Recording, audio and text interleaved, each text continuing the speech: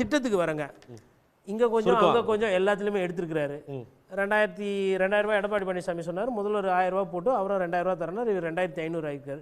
Cylinder அவங்க போன வருஷம் 2021 அதிமுக 6ன்னாங்க. அப்புறம் 3 குறைச்சிட்டாங்க. 6 ஆகிட்டாங்க.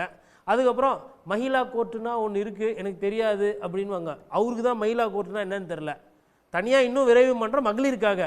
ஐயா சாமி இதை ஆல்ரெடி சிந்திச்சு வழக்கறிஞர்கள் நாடாளுமன்றத்தில் தீர்மானம்லாம் போட்டு தான் கொண்டு வந்தது மகிழா கோர்ட்டு. மகிழா கோர்ட்டுன்ற பெண்களுக்கு உண்டான சம்பந்தமா. அப்போ புதுசா இன்னொரு கோர்ட்டு போடுறீங்க. அப்புறம் இன்னொன்று மகிழா கோர்ட்டுனாலே பெண்கள் கோர்ட்டு தான். அவருக்கு தெரியல, நமக்கு நீங்களும் ஒரு வழக்கறிஞர் என்ன மாதிரி தெரியும். இன்னொன்று சார் முடிச்சுக்கிறேன் நான். மகிழா கோர்ட்டுகள் அப்படித்தான் செயல்பட்டு இருக்கு இன்னைக்கு. அதனாலதான் கோவையில வந்து 5 மாதத்துக்குள்ள வந்து கோவை அந்த பாலியல் சம்பவத்தில் இன்னைக்கு கன்விக்ஷனும் வந்திருக்கு.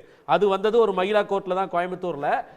வந்து அவர் மகிழா கோர்ட்டோட செயல்பாடு தெரிஞ்சுதான் பேசுறாருன்றத அந்த கேள்வியை கோட்டி எழுப்பினார். எனக்கு இன்னும் பேசுவோம் ஷாவுல். எனக்கு இன்னொன்னு இன்னைக்கு ஒரு சின்ன எனக்கு இன்னொன்னு இன்னைக்கு சார் முடிச்சிருங்க. எனக்கு இன்னும் ஒரு சின்ன வருத்தங்க. என்னன்னா போன வாட்டி பேசும்போது ஆண் எஸ்பி பெண் எஸ்பிலாம் சொன்னார். இன்னைக்கு பெண்கள் இவ்வளோ பேர் வந்துக்கிறாங்க. ஆண் சிஎம்மா நீங்கள் இருக்கீங்க, பெண் சிஎம் யாருன்னு சொல்லலை. கார்டு எடுத்தால் ஆண் சிங்கம் பெண் சிங்கம் இருக்கும்.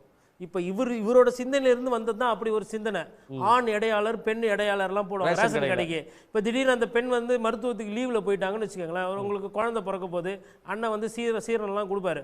அப்போ அந்த ஆண் இடையாளர் தான் இருக்கிறாருன்னா அப்போ அங்கே பெண் போய் அன்னைக்கு வாங்க மாட்டாங்களா?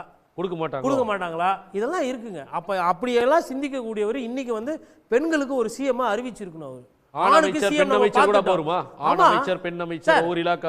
ரேஷன் கடையில சும்மா கிருஷ்ணாயிலும் சர்க்கரையும் அரிசி கொடுக்கறதுக்கே தனித்தனியா இருக்கும்போது இமாம் பெரிய பதவி முதலமைச்சர் பதவிக்கு ஒரு ஆண் முதலமைச்சர் ஒரு பெண் முதலமைச்சர் இருக்கக்கூடாதா? என்ன தப்பு?